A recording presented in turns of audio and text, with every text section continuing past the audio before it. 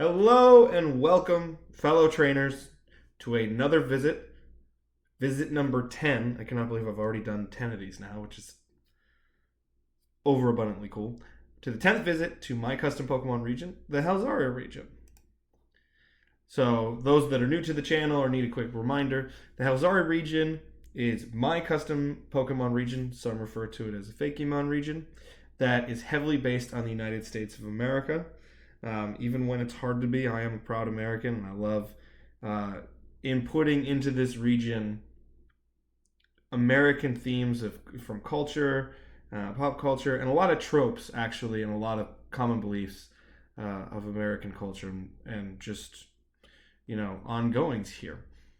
So last time when we visited Halzari, you guys had already met Turfalo, my grass starter, which is on the left, in the introductory video, which was the first one I had ever done for this YouTube channel and everything else, no matter where you find this.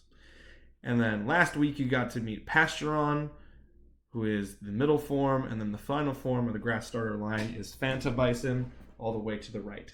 So we got to finally get our full grass starter line, which I think is a very fun line and just abundantly cool and a very fun challenge for me personally. But I also left you with this last time.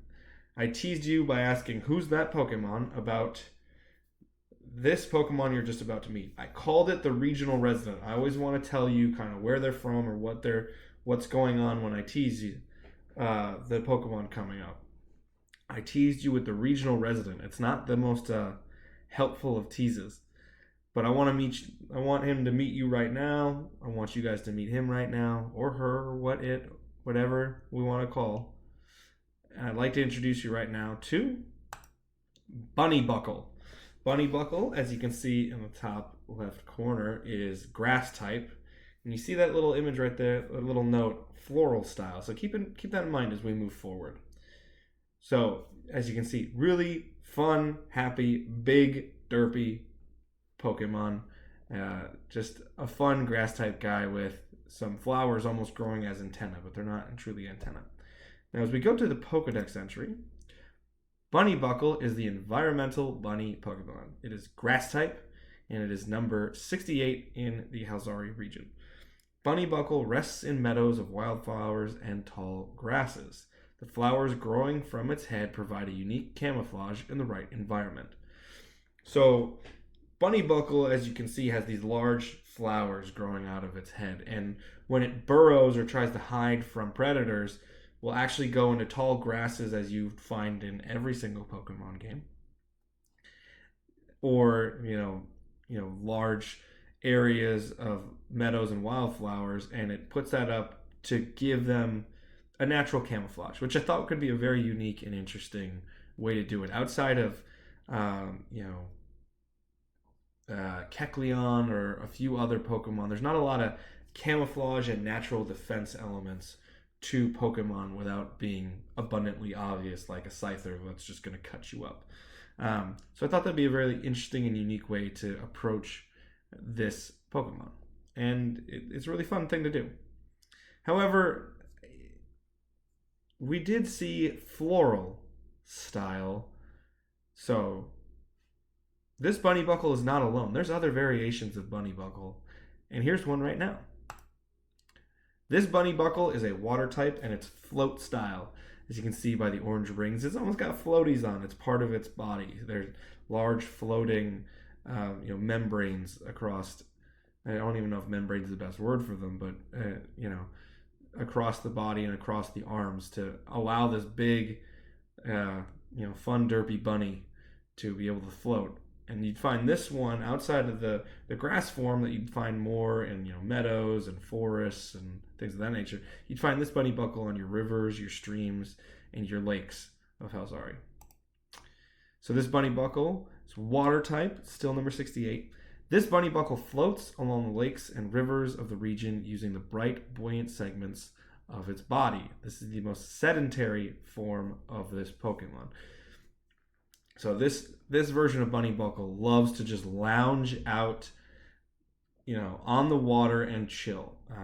My family has a lake house up in Door County of Wisconsin. For those that don't know, if you look at the map, it's the thumb coming off of Wisconsin.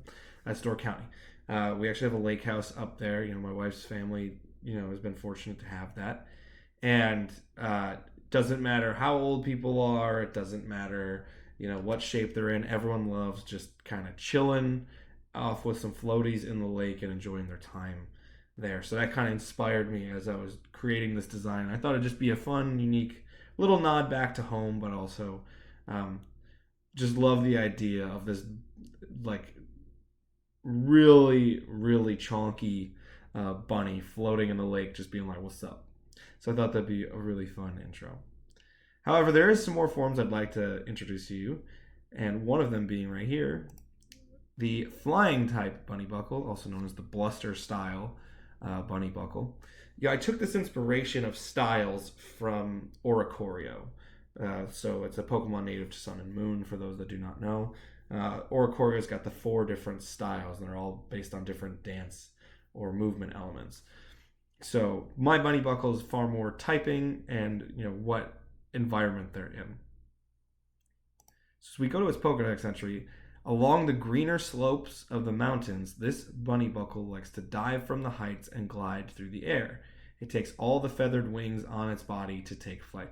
So even this little back feather on the big ears that it kind of uses as wings, the little fluttering eyebrows, even the Namor like heel wings, and that little propeller, just that teeny tiny little propeller on its head, uses all of that to take flight and glide through the air and have some sustained flight, but it's mostly gliding, frankly. Or as Buzz Lightyear likes to say, or Woody likes to tell Buzz Lightyear, falling with style. I think that'd be a little bit more accurate to Bunnybuckle. But this would be a Pokemon that's towards more of my flying cliffs and mountains region. It's more area of my region, which is far more for flying types or some form of creature that can take flight in some way, shape, or form. And this would be a relative, lower on the mountains, not Rocky Mountain level height, but maybe Appalachian level height, or at best Cascade Mountain height. If you've been to that Cascade mountain region of the Sierra Nevadas, that'd be kind of a little bit more accurate. Some very lush green mountains, far more accurate for Bunnybuckle than maybe the tops of the Rocky Mountain type area, but still a really fun Pokemon. I just love the idea of this big chonky boy having these teeny tiny little these little heel wings like Namor to get you up. I just thought that was really, really fun. And finally, I have this one for you as well. This Bunnybuckle is an ice type, snow style. And this one definitely it's towards more traditional Arctic hare style, likes to burrow in snow. So as we go to its entry, Bunnybuckle is still number 68, but it's an ice type. This Bunnybuckle likes to settle into the snow and become cozy during storms. Although soft and friendly, Bunnybuckle defends itself with hardened, icy ears. So I wanted to have those lines of demarcation throughout the ears, because there's harder segments of this Bunnybuckle's ears to really take it as a defense mechanism, because everything else, there's something very unique or different that even the water type Pokemon Bunnybuckle, only so many Pokemon can get to it because it can float away into a lake or a river. It can swim. Grass type, it has that flower camouflage. The flying type, it can fly away when it wants to.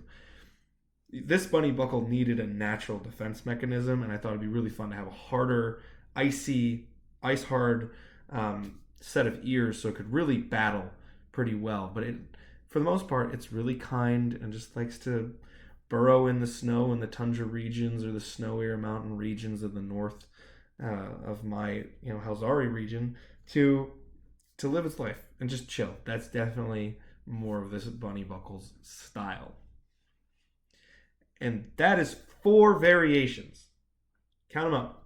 4 variations of Bunnybuckle. But like I said, this is video 10, and I am big into numbers, and I wanted to do something special. So, as I go to this, I wanted to tell everyone, although it's video 10 and I just gave you 4 Pokemon, this is actually the biggest video I've ever done yet. Because I actually have 2 mythical Pokemon to show you right now that fit very well with our theme. So check this one out right here.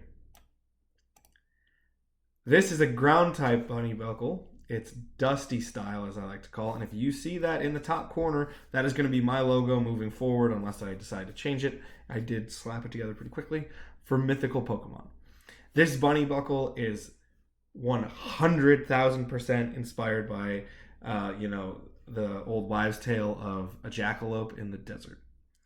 So I really wanted to hit it, but to give it that more mythic style, I love the idea of this big chonky boy zooming across the desert. So I gave it that cape to give it a little bit more superhero edge to it, a little more fun to it. So as we go to its Pokedex entry, this is a ground type Bunnybuckle, still number 68 in the Halzari Pokedex. This variation of Bunnybuckle is so rare it's thought to be merely a joke for trainers. From reported accounts, this Bunnybuckle zooms across the desert with great haste. So it is a extremely rare find in the Halzari region, but you can find it if you were to play the Halzari region game, if it were ever to exist, to find this Bunnybuckle and make it not only your friend, but part of your team. And this guy just loves to zoom across the desert with great haste and almost be the great tease to trainers of what could be. But very much, it's off the old wives' tale, the old legend of a jackalope, the classic jackrabbit with the antlers coming off the head. So, and I love this idea. I gave it a little bit more deer-like antlers because I wanted to have a little bit more spike to it, so it gave a little natural defense. So there's an edge to this one, so it gives a reason for why it's a mythical Pokemon. But obviously from the cape and from a few more colors thrown in there, this is very much a little extra version of this mythical Pokemon. So, the first 4 are all traditional Pokemon. This is treated as a mythical Pokemon, this variation of Bunnybuckle. And I also have this one for you. It's the last Pokemon to be introduced in this video. But this is our fairy type Bunnybuckle. It's magic style, as I like to call it, and it is also a mythical Pokemon.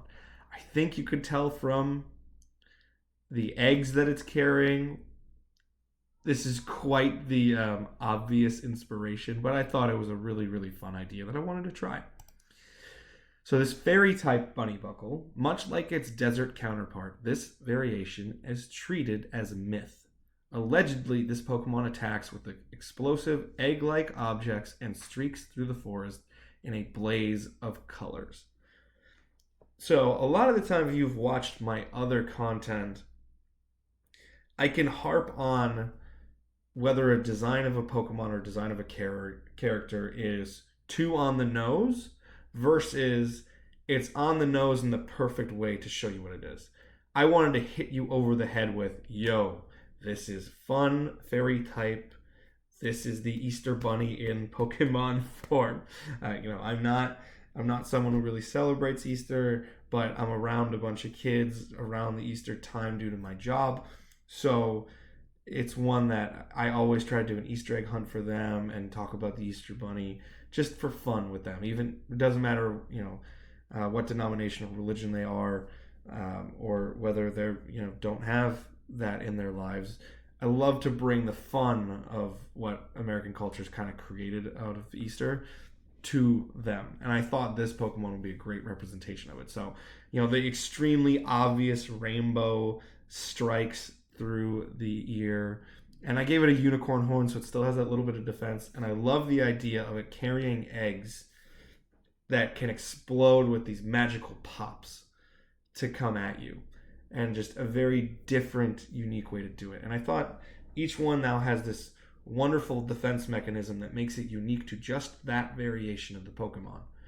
And each type, you could have a full type, you could have a full team of Bunnybuckles, and none of the types would repeat and could be very fun. It's not like you could have, I love Arcanine, but having Hisuian Arcanine and the Kanto Arcanine is not inherently unrepetitive, so to speak. But this is a collection of all 6 of us now. I got that squiggly line 2/3 around the page to give the demarcation. So the first 4 on the left are all traditional Pokemon with the variations of traditional Pokemon, and the 2 on the right are treated as the first 2 mythical Pokemon in Halzari region as we unveil the region to all of you. But I think this is a really fun collection. You have grass, ice, flying, water, and then ground and fairy typing, which is all really, really fun. And I hope you guys really enjoy Bunnybuckle. Bunnybuckle went from a fun idea to I don't know if this is a great idea to I'm having way too much fun doing this. And if I'm having fun, it's usually obvious when it comes on screen for you guys that it's a fun day. But that is all 6 of our Bunnybuckle friend. But as always, you know I'm not going to leave you with nothing. I'm going to leave you with a tease. So I'm going to ask you right here and right now, who's that Pokemon? So we are going to venture towards the meadows and flying cliff area of the Halzari region. A lot of these titles will make way more sense when I unveil the regional map, which I'm working on right now. I've had the map for years, but I need to digitize it to make it as good as it possibly can be for you guys to see. But we're going to venture to the meadows and the flying cliffs area of the Halzari region in next week's video. But before you even get to that, as always, I need to say thank you for watching the video. It means a great deal. I, at one time, didn't even think one of these videos was going to exist, let alone 10. But I have a boatload more content for you guys just custom Pokemon wise. If you like this video, please give it a like. Give me some comments on what you're thinking. Subscribe to the channel or follow or subscribe wherever you can find me. And I do want to tell you all, as a reminder, I now have a Discord server where you can find everything I do very quickly. And I'm also getting some of my other Pokemon creative friends in there, and you can see what they're doing. So the invite is straight on my YouTube channel. You can find it pretty much really easily, and I will put the link in the description if you'd like to join my Discord server. But as always, beyond any of that, thank you so much for watching. I appreciate you guys beyond belief. Thank you, thank you, thank you. And I can't wait till next week. I'll see you later. Peace.